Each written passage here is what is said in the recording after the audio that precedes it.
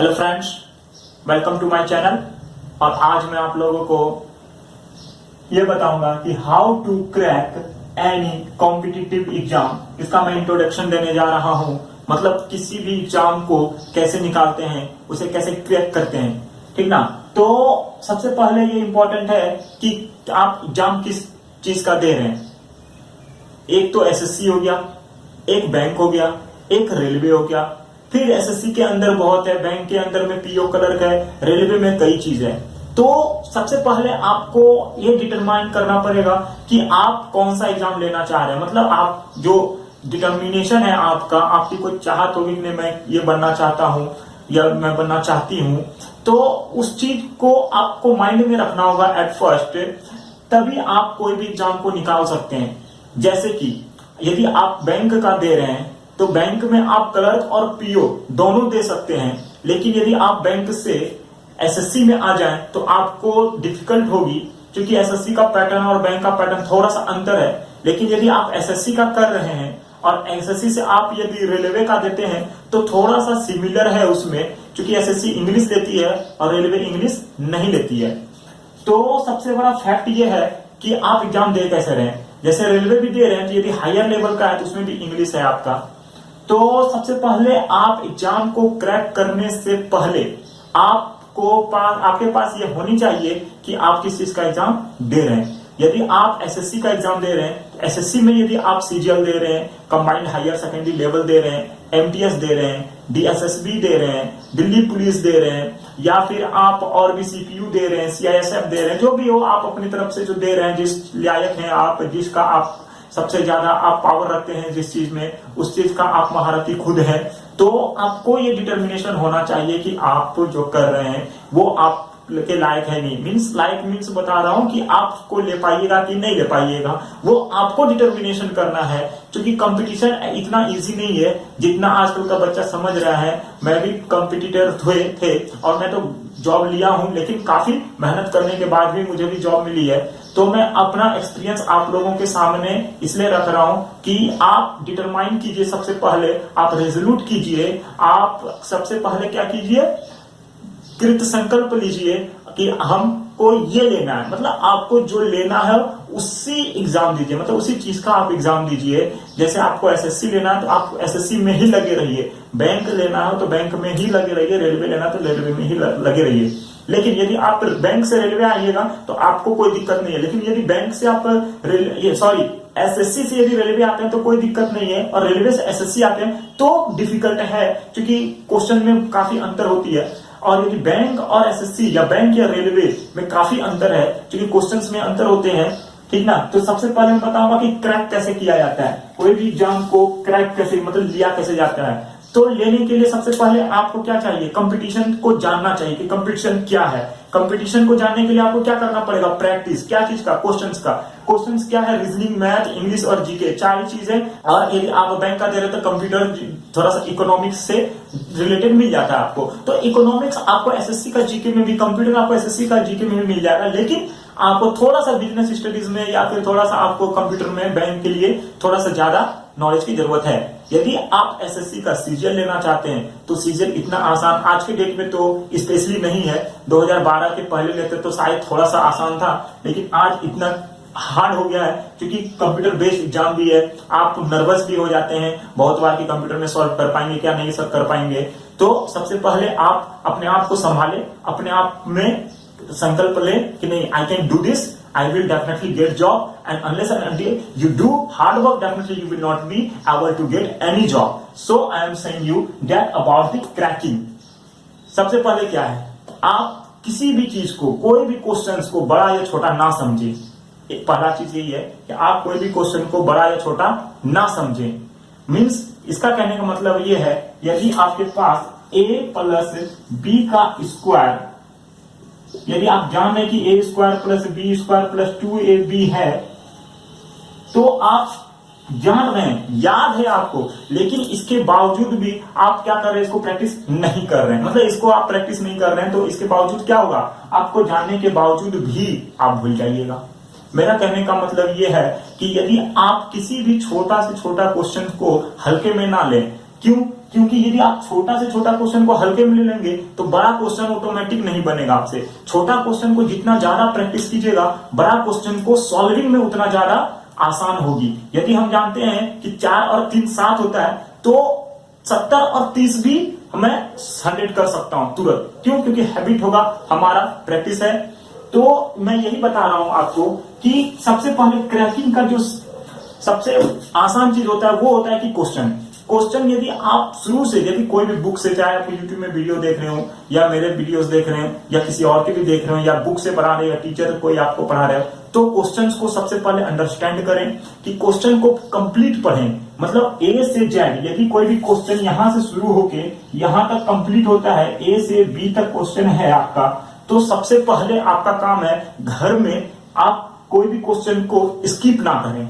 आप क्वेश्चन को कंप्लीट पढ़ें और उसके बाद उसको प्रैक्टिस करें, सॉल्व करने की कोशिश करें। यदि सॉल्व नहीं हो रहा हो तो आप बुक के पीछे से देखें, आपको कुछ ना कुछ आइडिया मिलेगा, तो उससे आप सॉल्व कर सकते हैं। यदि उसके बाद भी सॉल्व ना हो तो यदि आप कहीं ट्यूशन जा रहे हैं तो उस टीचर से पढ़ें। यदि आप यूट्यूब के सहारे आप पढ़ रहे हैं, यूट्यूब देख के आप बना रहे हैं, तो कमेंट बॉक्स में कमेंट करके क्वेश्चंस को डाल सकते हैं, मैं उसे सॉल्व करके बताऊंगा। या और भी किसी का वीडियो देख रहे हैं तो उसका भी कमेंट बॉक्स में कमेंट करके दे सकते हैं आप। तो सबसे पहले और भी बता देना चाहता हूं कि मार्क्स को लाना इतना भी आसान नहीं होता है। तो जैसे रीजनिंग है, रीजनिंग में कई चैप्टर्स हैं, आपका हर चैप्टर में पकड़ नहीं हो सकता है। आपका एक चैप्टर में पकड़ होगा तो दूसरा में नहीं, दूसरा में नहीं तो तीसरा में नहीं, चौथा होगा तो पांचवा नहीं। ऐसा सबके साथ होता है, मेरे साथ भी हुआ है। क्योंकि मैं पहले कुछ भी नहीं जानता था। when I came in competition that I was definitely zero, but after practicing myself by my teacher and YouTube, with the help of YouTube, that I became and I got job and in SSC. So I am saying here you that if you want to get job, then definitely go to teacher and look more and more times the same question and solve the same questions at least 10 to 15 times regularly, and do not try to forget yourself by solving. Means मेरा कहने का मतलब ये है कि यदि आप एक क्वेश्चन को 10 बार बनाते हैं तो definitely that will be yours. आप उस क्वेश्चन को नहीं भूल सकते हैं। यदि आप एक क्वेश्चन को एक बार बना दीजिए फिर दूसरा बार उसे छोड़ दीजिए तो डेफिनेटली आपके लिए वो क्वेश्चन नहीं सॉल्व होगा, बाद में कंफ्यूज हो जाइएगा आप। क्योंकि क्वेश्चन का तरीका बदल देता है, कोई भी एग्जाम में क्वेश्चन को घुमा देता है। जैसे ए बी का भाई है लेकिन सी का बेटा है, इस तरह बना दिया तो बाद में क्या करेगा, सी ए का भाई है बी का बेटा है, इस तरह करके क्वेश्चंस को बदल देता है, जिसके कारण कंफ्यूज होने से नहीं बनती है। तो इसलिए मैं बोलता हूं कि सबसे पहले आप क्वेश्चन को 4 बार 5 बार 6 बार बनाइए, प्रैक्टिस सेट लीजिए, बुक में प्रैक्टिस कीजिए। 50-50 क्वेश्चन के, अब तो 25-25 प्री में कर दिया है, लेकिन आप 50 का सेट बनाइए, 100 का सेट बनाइए या 25 का बनाइए, उससे कोई फर्क नहीं पड़ता है। आप 25-25 करके 10 बार बनाइए, 250, 300, 500, जितना से ज्यादा आप सॉल्व कर सकते हैं, that will be beneficial for you. So I am saying here, आप किसी भी चीज को इग्नोर नहीं करें, चाहे वो a प्लस बी का स्क्वायर हो या a plus b plus c plus d plus e का स्क्वायर हो। मतलब मेरा कहने का मतलब है कि छोटा हो या बड़ा हो, चाहे स्क्वायर उसका हो रहा हो या ना हो रहा हो, मतलब नहीं है, लेकिन मतलब ये है कि या छोटा हो या बड़ा हो, आप हर को सॉल्व करें। मतलब कहने का मतलब कि जितना सॉल्व करेंगे उतना ज्यादा आपके लिए आसान होगा। और क्रैकिंग का जहां बात आता है, जैसे आप क्वेश्चन 1 से 25 तक सॉल्व करते हैं 1 घंटा में कर दिए, नेक्स्ट टाइम 45 मिनट्स में करिएगा, फिर नेक्स्ट टाइम 40 मिनट्स में करिएगा। इसी तरह करते करते करते आपका सॉल्विंग स्पीड इतना हो जाएगा कि आप 15 से 20 मिनट में कर सकते हैं। मैं खुद को देखा हूं, मैं रीजनिंग में जब आया था तो 45 से 50 मिनट में सॉल्व करता था, और जब at the time of examination that I solve in only 20 minutes और questions of that exam of reasoning. मतलब 50 का 50 क्वेश्चन मैंने 20 मिनट में सॉल्व करके कलर भी कर दिया था, मुझे याद है, उसे में मेरा जॉब भी हुआ था। और वो तो रीजनिंग का बात है, मैथ का भी ऐसा था कि 50 का 50 क्वेश्चन भी बनाना इतना आसान उस समय नहीं था। और मुझे जहां तक लगता है कि दैट मैंने बहुत अच्छा ही किया था उस दिन। क्वेश्चन वैसे गलत भी होते हैं सबके, मेरे भी गलत हुए थे, लेकिन फिर भी मैं ये बता देना चाहता हूं कि जितना आप प्रैक्टिस कीजिए, मैथ तो प्रैक्टिस ही चाहिए मैथ में, और कुछ भी नहीं चाहिए। इंग्लिश में आप मेरे वीडियोस देख सकते हैं, और वैसे इंग्लिश ऐसा चीज है, आप वर्ड मीनिंग याद कीजिए, फ्रेज याद कीजिए, वन वर्ड सब्स्टिट्यूशन याद कीजिए। जितना ज्यादा आप याद कीजिएगा, जितना ज्यादा आप अच्छी तरह से प्रैक्टिस कीजिएगा, दैट विल बी योर्स। मतलब आपके मेरा कहने का मतलब ये है कि हम किसी भी चीज को यदि चाह लें तो वो हमारी ओर से मिलेगी डेफिनेटली। और कायनात भी उसे मिलाने के लिए तो कहा ही जाता है कि यदि आप किसी को चाहते हैं तो कायनात भी आपके लिए चाहता है वो चीज आपको मिले।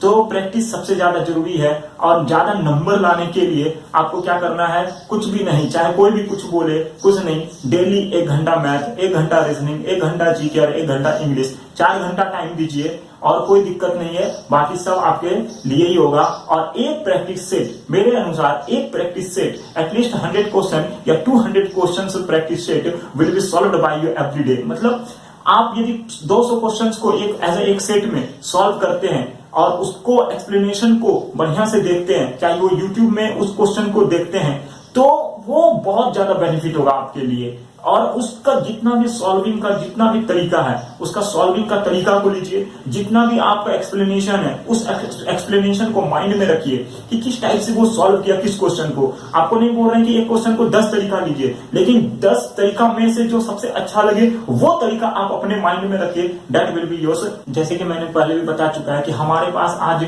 सोर्स बहुत है, जैसे YouTube में देख सकते हैं, टीचर है, बुक्स अवेलेबल है, बहुत सारा बुक्स अवेलेबल है, जिस चीज का बुक्स चाहिए उस चीज का बुक्स अवेलेबल है मार्केट में। चाहे वो रीजनिंग हो, रीजनिंग का 10 मेथड से 10 तरीका से किताब मार्केट में है। जीके का कई प्रकार के, साइंस का अलग, रीजनिंग साइंस का अलग, जीके में भूगोल का अलग, मीन्स अलग अलग तरह के अलग अलग बुक्स भी बहुत सारे अवेलेबल है। मैथ का कई प्रकार है, इंग्लिश का कई प्रकार है। तो कोई एक बुक आप प्रीफर कीजिए और उसमें सबसे ज्यादा जो सबसे अच्छा लगे उसको सॉल्व कीजिए। और YouTube में मेरे चैनल को देखना ना भूलें। और जितना ज्यादा आप चैनल को देखते हैं, मीन्स चैनल को देखने का मतलब है जितना ज्यादा आप क्वेश्चंस को माइंड करते हैं, क्वेश्चंस को देखने के बाद कैच करते हैं, that will be benefit for you.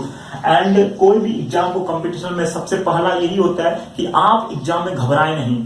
कोई भी एग्जाम में घबराने का मतलब है कि आप वहीं पे हार गए। आपको डिटरमाइन उसी समय करना है कि I can do this, means I will do, not I can, I will do, that will be very beneficial for you. And competition जो बात है, कंपटीशन मतलब होता है क्या कि आप कंपीट कर रहे हैं, किसको कंपीट कर रहे हैं, all over India. All over India का मतलब है कि एसएससी या कोई बैंक या कोई भी एग्जाम ले रहे हैं तो ऑल ओवर इंडिया के बेसिस पे होता है combined higher secondary level, combined graduate level, या बैंक का भी कंबाइंड ही होता है। तो आप उसको कंप्लीट कर रहे हैं, इसका मतलब क्या, आपको कुछ ना कुछ तो ताकत है, तभी तो आप उस एग्जाम में बैठे हैं। तो इसका मतलब क्या है, यदि 100 में से 10 मार्क्स का पावर है तो आपको 100 में से 50 मार्क्स का भी ताकत हो सकता है, 100 में से 80 मार्क्स का भी ताकत हो सकता है। That power will come from your practice. Okay ना, मतलब आप जितना प्रैक्टिस कीजिएगा उतना ज्यादा पावरफुल होइएगा। I have watched myself in my life when I was competing myself for the getting job with all over India. So if you like, so like my channel, do not forget to subscribe my channel। यदि आपको कोई problem हो कोई भी questions में, मेरे कोई भी चैनल के कोई भी वीडियो में आप कमेंट करके उस क्वेश्चन को डाल सकते हैं, चाहे वो स्टेनो का हो, रीजनिंग का हो, मैथ का हो, जीके हो, डिस्क्रिप्टिव पेपर हो, किसी में भी कोई भी क्वेश्चंस को आप कमेंट में डाल दीजिए। I will solve for your questions in miscellaneous, means यदि आप रीजनिंग का डालते हैं तो मिसलेनियस रीजनिंग बनेगा, यदि आप मैथ का डालते हैं तो मिसलेनियस मैथ में आपका क्वेश्चन सॉल्व होगा, जो कि 1 महीना में एक बार सॉल्व होता है। जितना भी मेरा मैथ का क्वेश्चन हुआ वो मिसलेनियस मैथ में जाके एक बार में सॉल्व होता है। Okay, thank you. इसी के साथ सब्सक्राइब करना ना भूले मेरे चैनल को। ओके, धन्यवाद।